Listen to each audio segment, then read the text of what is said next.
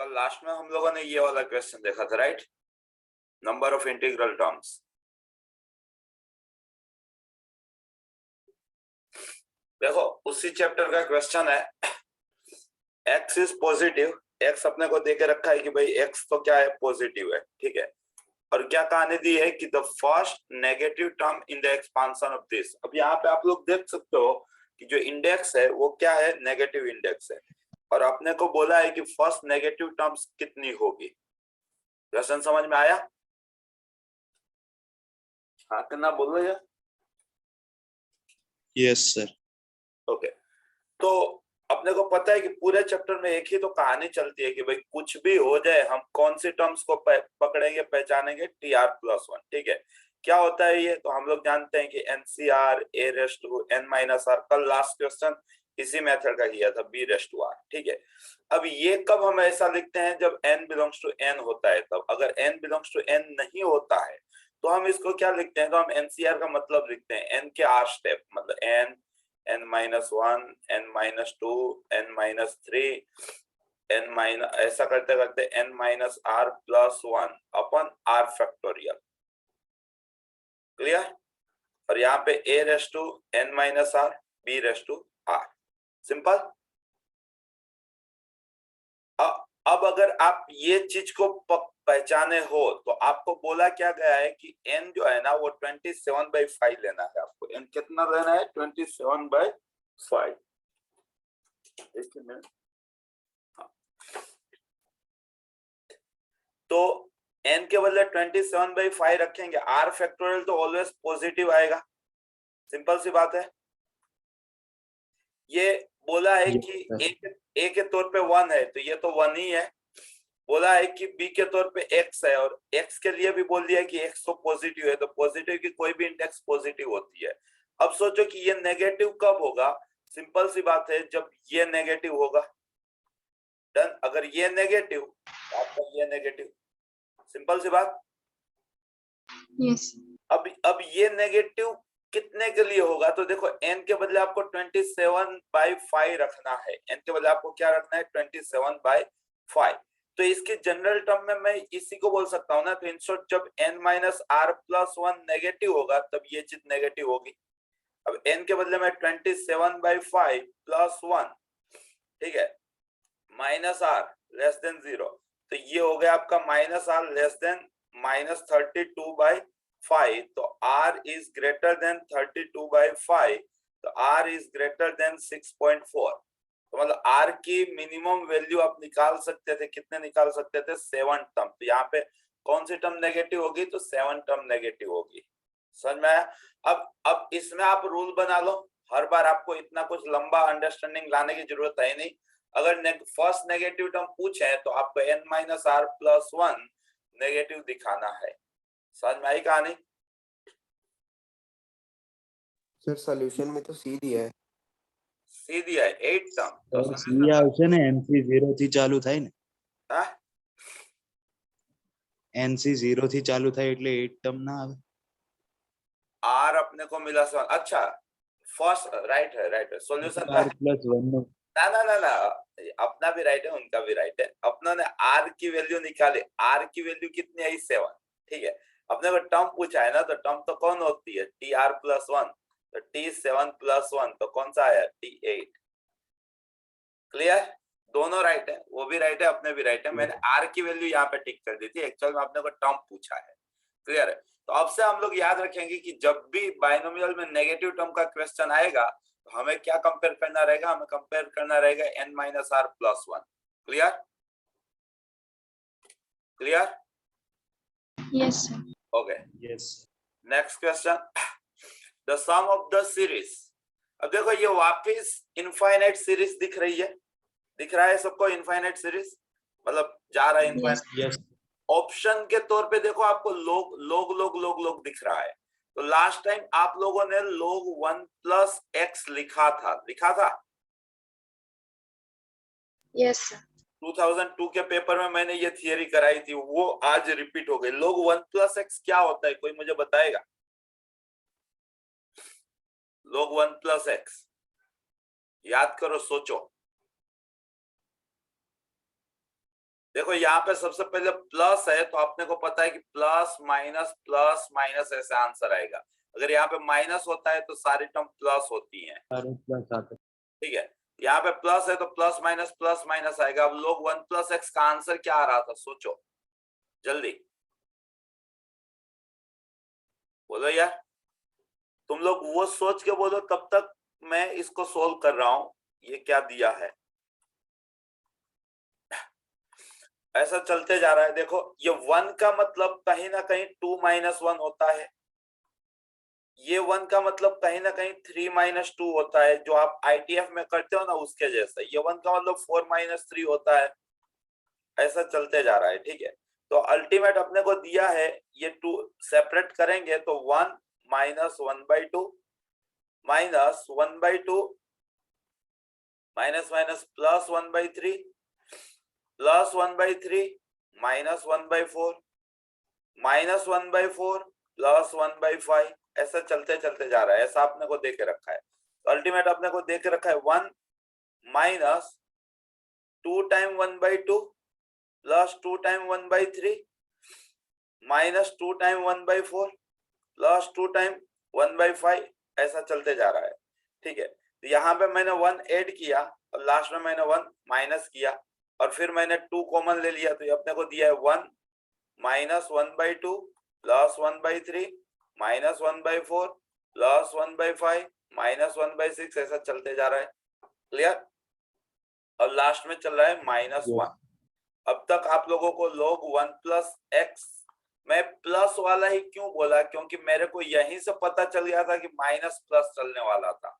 ये देखो minus plus plus minus minus plus plus minus, तो मतलब प्लस वाला बोलना था। ये क्या होता है, ये होता है x - x²/2 plus x³/3 minus x4/4, ऐसा कुछ लिखे होंगे लास्ट टाइम। और बाकी मान लो कि Yes. नहीं लिखे हो तो भी यहाँ तक सिंप्लीफाई करोगे, ऑप्शन पे ध्यान दोगे तो आपको पता चल ही जाएगा कि ऐसा है। बस आपको पता होना चाहिए माइनस प्लस माइनस का मतलब 1 + x होता है। क्लियर? ओके।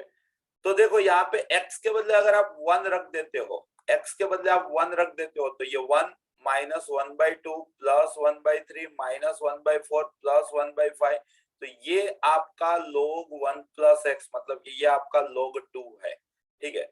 ये हो गया आपका 2 log 2 - 1, ये आपका हो गया log 4 - 1 का मतलब log e, तो ये आपका हो गया log 4/e, जो आपको ऑप्शन डी में दिखा है, right?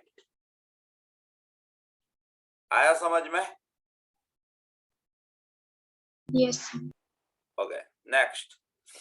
Let f of x be a polynomial function of second degree, f of 1 is equal to f of -1 and abc. अब देखो ये नो डाउट ऑप्शन देख के लग रहा है सीरीज सीक्वेंस है, लेकिन इस टाइप के क्वेश्चन एओडी में बहुत फॉर्म हुए हैं। अगर आपको पता चले कि f of x पोलिनोमियल है सेकेंड डिग्री का, तो आपको तुरंत एज्यूम कर लेना पड़ेगा कि f of x होगा ax² + bx + c। Second degree का पोलिनोमियल मतलब ऐसा, क्यूबिक पोलिनोमियल मतलब ax³ + bx² + cx + d, linear मतलब ax + b। डन? अब देखो आपको कंडीशन लगाइए, f of 1 जो है ना वही f of -1 है भाई, तो मतलब x के बदले 1 रख लो तो left hand side a + b + c बना, x के बदले -1 रख लो तो right hand side a - b + c बना, तो a और c कट गए तो 2b हो गया 0, तो मतलब b को होना पड़ा 0। क्लियर?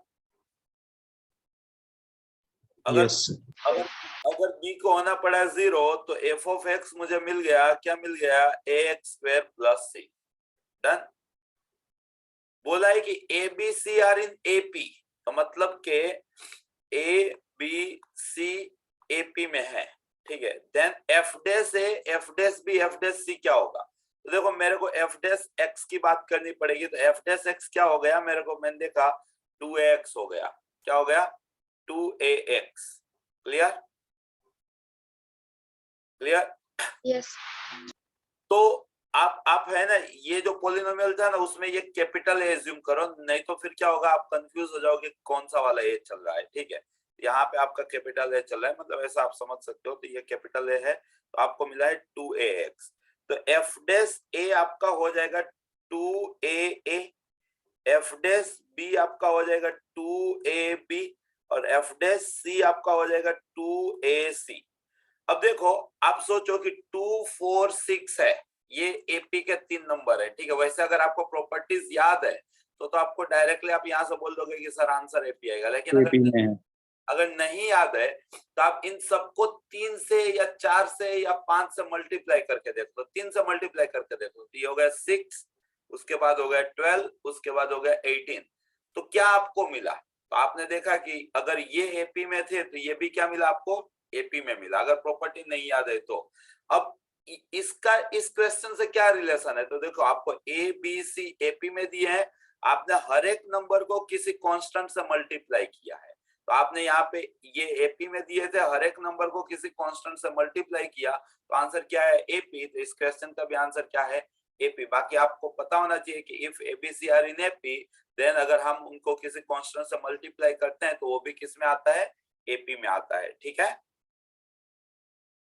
ठीक है। Yes, sir. Next question. x1, x2, x3, y1, y2, y3 are both in GP. Okay.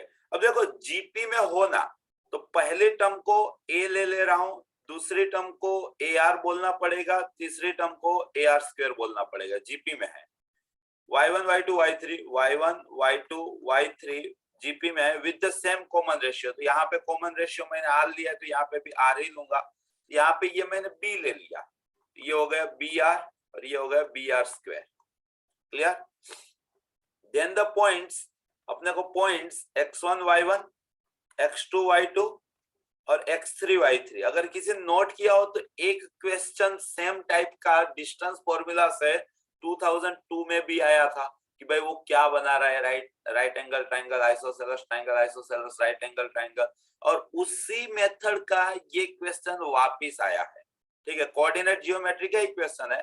इस बार क्या पूछा है? इस बार क्या ये तीनों पॉइंट लाइन पे हैं, क्या ये तीनों पॉइंट इलिप्स पे हैं, क्या ये तीनों पॉइंट सर्कल पे हैं, क्या ये तीनों पॉइंट वर्टाइसेस ऑफ ट्राइंगल हैं। तो अगर आप ये 4 ऑप्शन किसी क्वेश्चन में देखते हो ना, तो सबसे पहला काम आपको लाइन और ट्राइंगल की आइडेंटिफिकेशन पता चल जाएगा। कैसे? तो अगर डिटर्मिनेंट वैल्यू आप इसका चेक करोगे, अगर वो 0 आ गया तो उसका मतलब लाइन पे है, और नॉन 0 आया तो उसका मतलब ट्राइंगल पे है।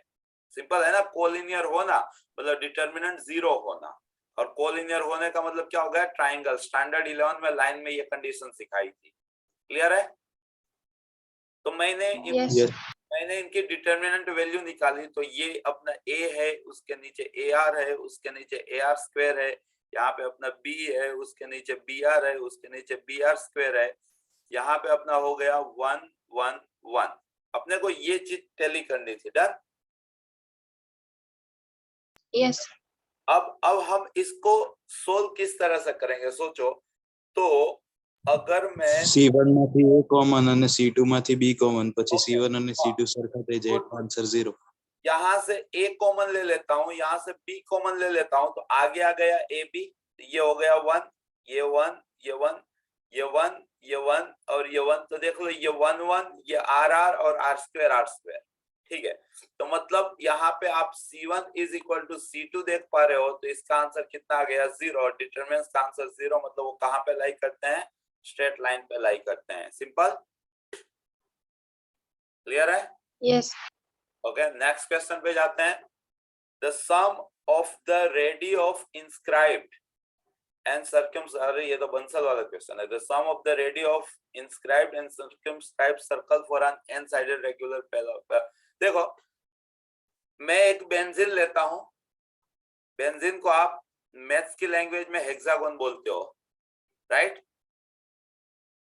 एक रेगुलर पॉलीगॉन, एक रेगुलर पॉलीगॉन है। सिंपल।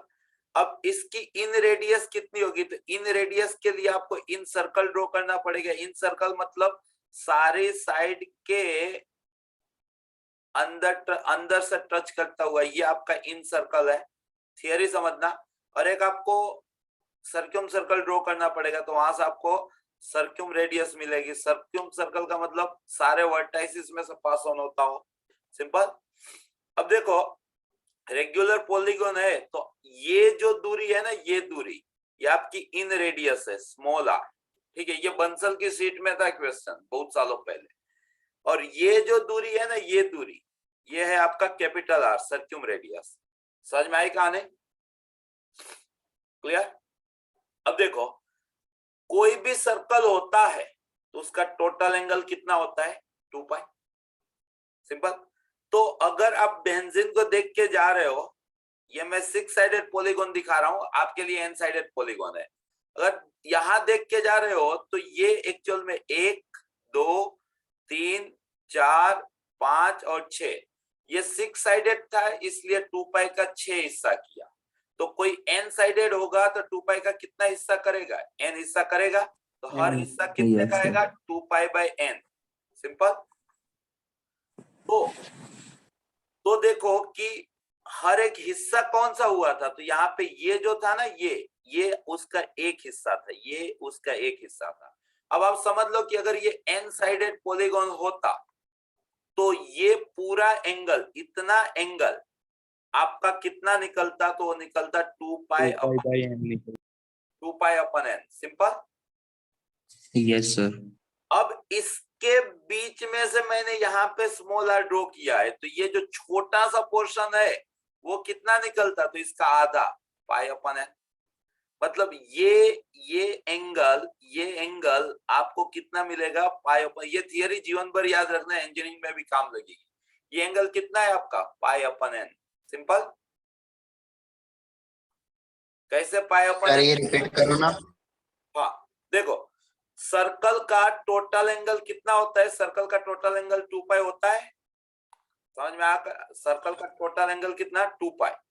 अब अगर उसको मैं n इक्वली हिस्से में डिवाइड कर दूं, मतलब कि n साइडेड पॉलीगॉन के अंदर सर्कल को ले लूं, जैसे कि यहाँ पे 6 साइडेड पॉलीगॉन जो मैं आपको जस्ट खाली विजुअलाइज करने के लिए बता रहा हूं, तो ये है तो सर्कल के अंदर ही, तो ये उसका एक हिस्सा हुआ, ये दूसरा हिस्सा हुआ, ये तीसरा हिस्सा हुआ, ये चौथा हिस्सा हुआ, ये पांचवा हिस्सा हुआ, ये छठा हिस्सा हुआ। मतलब सर्कल इक्वली 6 हिस्सों में बट गया है। इक्वली 6 हिस्सों में क्यों बटा है? तो क्योंकि यहाँ पे आपको बोला है कि ये जो पूरी कहानी है वो रेगुलर पॉलीगॉन के लिए हो रही है। तो अगर 6 साइडेड वाला पॉलीगॉन था तो सर्कल 6 हिस्सों में बटा था। जैसे कि ये 6 साइडेड पॉलीगॉन है, तो जो सर्कल का टोटल एंगल आएगा वो यहाँ से, जैसे कि आप वो क्लॉक वाले सम गिने होंगे, तो ये एक हिस्सा, ये दूसरा हिस्सा, ये तीसरा हिस्सा, ये चौथा हिस्सा, ये पांचवा हिस्सा, ये छठा हिस्सा। तो टोटल एंगल 2 पाई, तो हर एक हिस्सा कितने का हो गया? तो 2 पाई बाई 6। अगर हेक्सागोन चल रहा है तो एक, मतलब ये एंगल कितना होता है? Pi by 3। लेकिन ये आप इसलिए बोल पाए क्योंकि ये 6 साइडेड था। अब यही कहानी लार्ज स्केल पे सोचो, अगर n साइडेड होगा तो हर एक ये हिस्सा, इतना हिस्सा कितने का होगा? तो आपको पता चलेगा कि सर वो तो 2 पाई बाई n। सिंपल। अब अगर आप उसका भी आधा सोचोगे तो ये हिस्सा कितने का होगा? ये हिस्सा, तो इसका आधा ना, तो मतलब कितने का हो जाएगा? पाई अपन n। समझ में आई कहानी? अब आपको यहाँ पे वही सोचना था, क्योंकि रेगुलर पॉलीगॉन है तो चाहे इन सेंटर आप सोचो कि एक्स सेंटर आप सोचो, सर्कम सेंटर आप सोचो, सब क्या होने वाले थे? सेम होने वाले थे। तो मतलब वापिस हम एकदम पहले से आ जाते हैं। देखो, ये आपकी साइड थी पॉलीगॉन की, ये आपका सेंटर था, ये दूरी को आप इन रेडियस बोले थे, इस दूरी को आप एक्स रेडियस बोले थे, और यहाँ ये जो इन रेडियस थी वो क्या होता है? परपेंडिकुलर बाइसेक्टर का इंटरसेक्शन। तो ये ऑलवेज परपेंडिकुलर ही रहने वाला था। क्लियर? अब मान लो कि पॉलीगॉन की साइड की लेंथ है ना, मानना है कि यहाँ पे दिया है, यहाँ पे दिया है a है, पॉलीगॉन की साइड है a। अब ये उसका मिड पॉइंट था, तो ये इतनी दूरी कितनी होने वाली थी? इतनी दूरी होने वाली थी a/2। सिंपल। ये एंगल कितने होने वाला था? तो आपको पता चल गया है कि सर पाई अपन n, क्योंकि n साइडेड, तो ये पूरा एंगल 2 पाई अपन n, तो उसका आधा मतलब पाई अपन n। सिंपल। अब आप इसके अंदर आपको r चाहिए और कैपिटल R चाहिए। तो देखो R क्या है, R पे फोकस करो। आपको ऑपोजिट साइड दे के रखी है, एडजेसेंट साइड पूछी है, तो आप क्या कर सकते हो? आप कोट एंगल लगा सकते हो। कोट पाई अपन एन क्या होता है, तो एडजेसेंट अपॉन ऑपोजिट। तो यहां से आपको आर मिल जाएगा, कितना मिलेगा, a/2 कोट पाई अपन एन। सिंपल। वैसे ही आपको हाइपोटेनियस चाहिए, ऑपोजिट साइड दे के रखी है, तो आप साइन एंगल लगा लो। Sine angle is equal to opposite upon hypotenuse. तो यहां से आपको कैपिटल आर मिल जाएगा, a/2 1 अपन साइन मतलब कोसेक पाई अपन एन। ठीक है। अब पाई अपन एन को है ना आप थीटा मान के चलो। आपको क्वेश्चन में r प्लस आर पूछा है, तो r आपके पास था a/2 कोट पाई अपन एन को आपने थीटा बोला। कैपिटल आर आपके पास था a/2 कोसेक पाई अपन एन को आपने थीटा बोला। आपने यहां से a/2 कॉमन ले लिया, तो कोट थीटा मतलब cos theta upon sine theta plus cosec theta मतलब 1 अपन साइन थीटा। तो ये आपका a/2 ऊपर हो गया आपका 1 प्लस कॉस मतलब 2 कॉस स्क्वायर आधा, तो 2 कॉस स्क्वायर थीटा बाई 2। नीचे हो गया साइन मतलब 2 साइन आधा कॉस आधा, तो 2 sine theta by 2 cos theta by 2। तो आपने देखा कि ये 2 ये कॉस कट गए, तो आपका आंसर है a/2 कॉस अपन साइन मतलब कोट थीटा बाई 2। थीटा आपका क्या चल रहा था, पाई अपन एन, तो उसका आधा पाई अपन 2n। आपका आंसर आया a/2 कोट पाई अपन 2n। a/2 कोट पाई अपन 2n जो आपको ऑप्शन बी में है। अब हर बार आपको ये प्रूफ नहीं करना है, ये एडवांस में आ चुका क्वेश्चन है प्रीवियस ईयर में, मतलब आपने एडवांस की बात कर रहा हूँ अपने पापा वगैरह के टाइम पे। तो मतलब आपको ये आइडेंटिटी याद रख लेनी है कि इन रेडियस प्लस सर्क्यूम रेडियस क्या होता है, तो पॉलीगॉन की साइड का आधा इनटू कोट पर्टिकुलर एंगल का फोर्थ टाइम। पर्टिकुलर एंगल यहाँ पे कितना हो रहा था, तो पर्टिकुलर एंगल 2 पाई अपन एन हो रहा था, तो इसका फोर्थ टाइम करोगे तो आपको पाई अपन 2n मिल जाएगा। और क्या होता है, तो a/2 कोट पाई अपन 2n। दिमाग में डाल लेना, रिपीट हो सकता है क्योंकि पिछले 4-5 साल में ये दिखा नहीं है क्वेश्चन, बट तगड़े लेवल वाला क्वेश्चन है। और हर किसी किताब में, हर किसी इंस्टीट्यूट में, हर सभी टीचर ने ये जरूर कराया होगा, तो मतलब क्वेश्चन है तगड़ा। ठीक है, किस तरह से प्रूफ था, आई होप सो कि पता चला होगा। नेक्स्ट आगे बढ़ते हैं। ये क्या हो गया, ये तो इजी है, फॉर्मूला रखनी है। a cos स्क्वायर का मतलब 1 plus cos double divide by 2 plus c cos square का मतलब 1 plus cos double divide by 2 is equal to 3b by 2। ये 2 कॉमन लेके कट गया, ये a plus a cos c plus c cos है, यहाँ तो प्रोजेक्शन फॉर्मूला बन रही है, c cos है इज इक्वल टू 3b। यहाँ पे a प्लस c एक साइड, और देखो a cos c plus c cos है, ये तो प्रोजेक्शन था, इसको क्या बोलते थे अब b। ठीक है, इज इक्वल टू कितना चल रहा है 3b। In short a plus c कितना हो गया आपका 2b, मतलब ABC। ये तो रटी रटाई बात है, ABC किस में चल रहे हैं भाई, AP में। पक्का पक्का okay. Yes sir. Next question पे जाते हैं। इन अ ट्राइंगल ABC, भाई कोई एक ट्राइंगल है, इन अ ट्राइंगल ABC क्या कहानी हो रही है, मीडियंस AD, भाई ये मीडियन है, मीडियन जानते हो ना, ऑपोजिट के मिड पॉइंट पे एंड होता है। BE, ये है BE, ओके। डॉन AD 4 है, AD है अपने पास 4, दिमाग में रखना। DAB पाई बाई 6 है, DAB तो पाई बाई 6 मतलब ये 30 है। ABE मतलब ये वाला पाई बाई 3 है, मतलब 60 है। ओके, ABE 60 है, एक 30 है एक 60 है। देन ABC का एरिया क्या होगा, ABC का एरिया क्या होगा, होगा। कैसे सोचेंगे, देखो ABC का एरिया निकालने के लिए अपने पास ये चीज दे के रखी है, ये AD दे के रखा है अपने को। अगर मैं कुछ भी करके ये दूरी निकाल लेता हूं, ये दूरी इतना, तो मेरे को ABD का एरिया मिल जाएगा, ABD का एरिया। और एडी मीडियन है तो उसी का डबल मेरा एबीसी का एरिया हो जाएगा। चलो रास्ता तो पता चला। मतलब मेरे को कुछ भी करके ये दूरी फाइंड आउट करनी है, ये कितना होगा। दो मीडियन का इंटरसेक्शन को आप सेंट्रोइड बोलते हो जी, तो ये बीजी कितना होगा वो जानने में अपने को इंटरेस्ट है। एडी अपने को दिया है, उसके अलावा यहाँ पे कोई और बात नहीं की है। हाँ, इतना जरूर हमें पता चला कि ये राइट एंगल है। क्यों?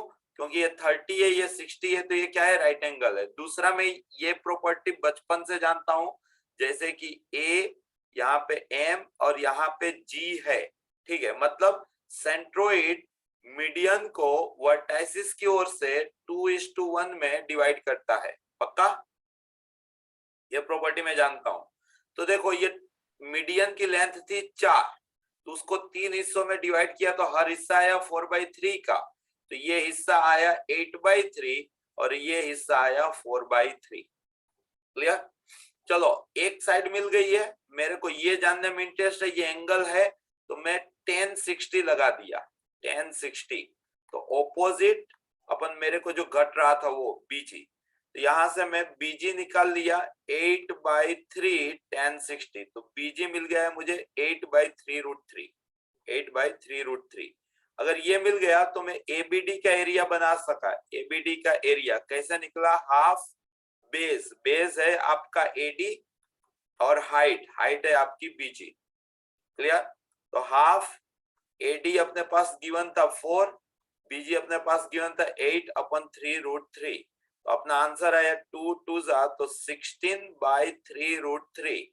तो ये एबीडी का एरिया हुआ। अपने को तो ट्राइंगल का एरिया पूछा है, तो मीडियन इक्वली हिस्सों में डिवाइड करते हैं तो ओवरऑल एरिया क्या होगा? इसका डबल। तो इसका डबल कितना हो गया? 32।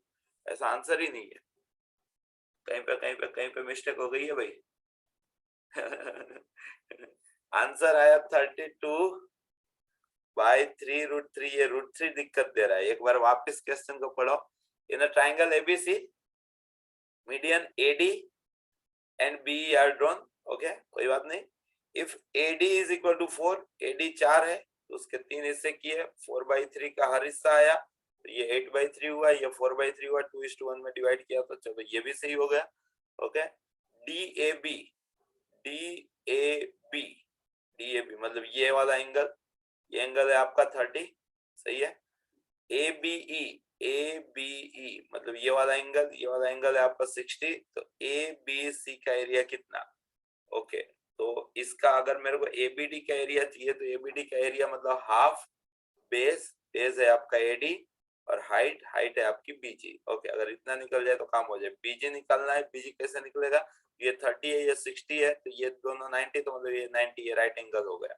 अब अपने को ये ऊपर वाला पोर्शन पता है 8/3, नीचे वाला पोर्शन कैसे निकल जाएगा? तो 1060 लगा दो, तो ऊपर वाला। सर हाँ, ऑप्शन गलत दी है सर। पक्का? हाँ सर, आंसर 32/3√3 है। तो कोई दिक्कत नहीं यार, पहले बोल दो ना यार, मैं कब से गिने जा रहा हूँ यार। समझ में आई मेथड? क्लियर है? Next, the trigonometric equation sin inverse x is equal to 2 sin inverse a। अब ये तो मतलब जाना पहचाना आईटीएफ का क्वेश्चन हो गया। देख लो, sin इनवर्स x को है ना, थोड़ी देर के लिए आप थीटा बोलो तो आपको इतना पता है कि थीटा बिलोंग्स टू आता है, sin इनवर्स है ना, तो -π/2 से π/2, आप ये जानते हो, ठीक है। तो देखो 2 sin inverse a is equal to theta, so sin inverse a is equal to θ/2, so a is equal to sin θ/2। तो देखो थीटा इतना, तो θ/2 कितना, तो 2 से डिवाइड लगा लो, तो -π/4 से π/4।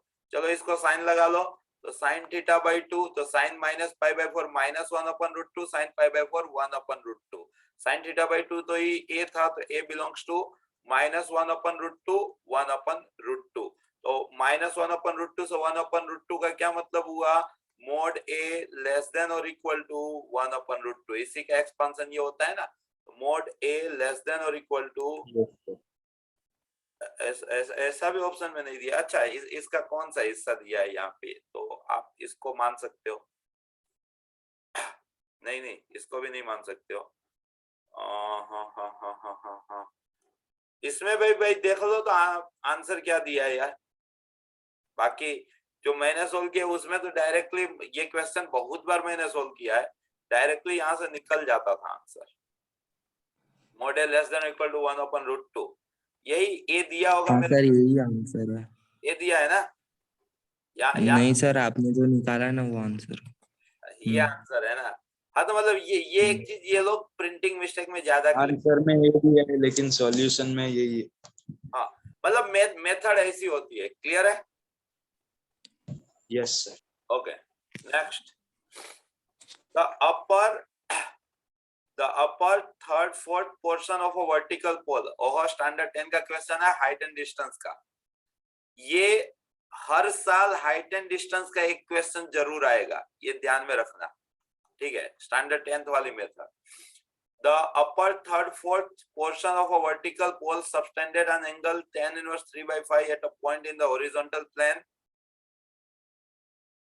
देखो ये कोई एक पोल है जिसकी हाइट में मान रहा हूं h है, तो उसको 4 हिस्सों में डिवाइड किया, ऊपर के 3 हिस्से तो जिसकी हाइट हो जाएगी 3h/4, नीचे का एक हिस्सा जिसकी हाइट हो जाएगी h/4, ऊपर के 3 हिस्से मिलके हॉरिजॉन्टल पे कोई एक एंगल क्रिएट कर रहे हैं। मान लो कि ये थीटा है, तो थीटा आपको दे के रखा है tan इनवर्स 3/5, तो इन शॉर्ट tan थीटा हो जाएगा आपका 3/5। Clear? Through its yes sir. And at a distance 40 metre from the foot. अब ये जो है ना वो यहाँ से कुछ 40 मीटर की दूरी पे है, ऐसा इनका कहना है। Possible height of the vertical pole, तो एच की हाइट बताओ। ऐसे क्वेश्चन बहुत इजीली बन जाते हैं। मान लो कि ये अल्फा है, मान लो कि ये अल्फा है, तो आपको tan अल्फा क्लियर कट दिख रहा है क्या? तो ऑपोजिट बाय एडजेसेंट, तो यहां से आप tan अल्फा बना लिए कि सर h/160, ठीक है?